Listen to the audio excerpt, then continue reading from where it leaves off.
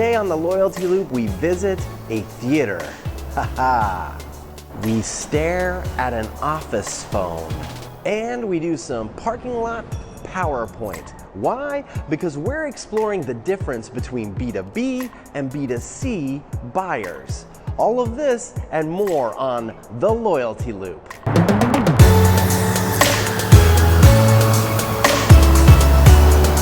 This is a parking garage. It's an office parking garage, and during the week it is full of cars that people actually drove here from their homes.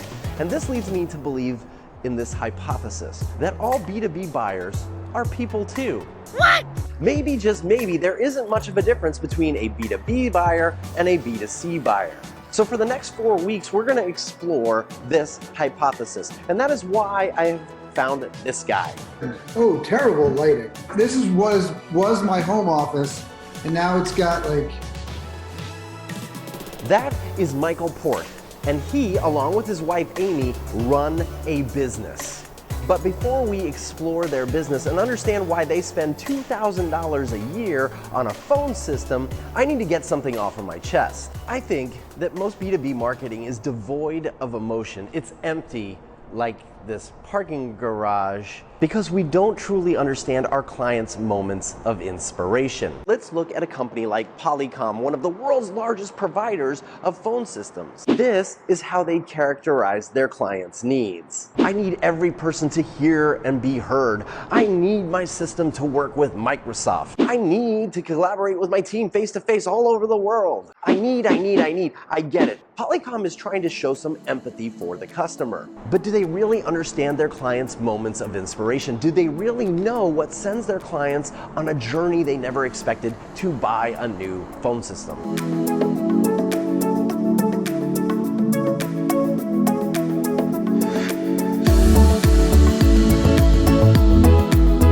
My name is Michael Port, and I am the co-founder with my wife, Amy, of Heroic Public Speaking.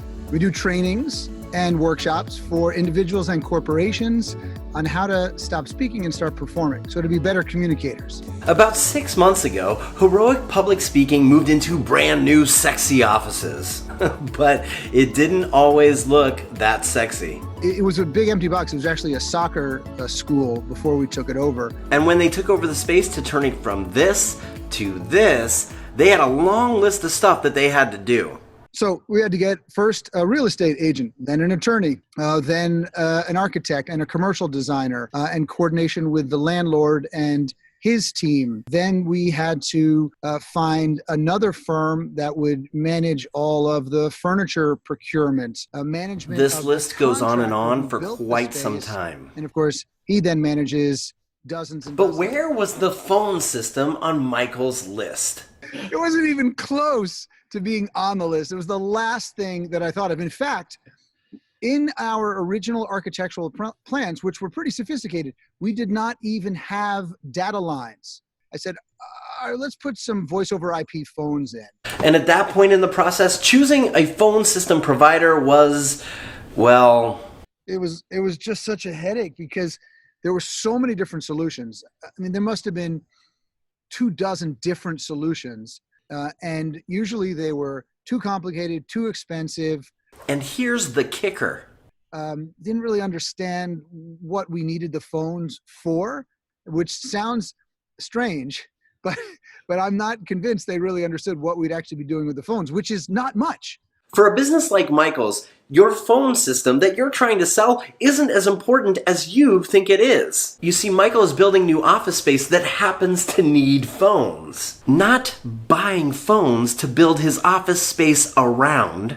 Understanding the moment of inspiration allows you to build an experience that puts the client first, and that makes the sale even easier. Meanwhile, the construction just continued. Yeah, we were about, I'd say 85, 90% done with the space before I had all the walls opened up again and wired with all the data lines for hardwiring the computer and putting in the phones. By September, the phones were all in and he opened the doors. But since then, Michael's actually noticed something. When I walk around the office, nobody's actually using the phones on their desks. They're just using their cell phones.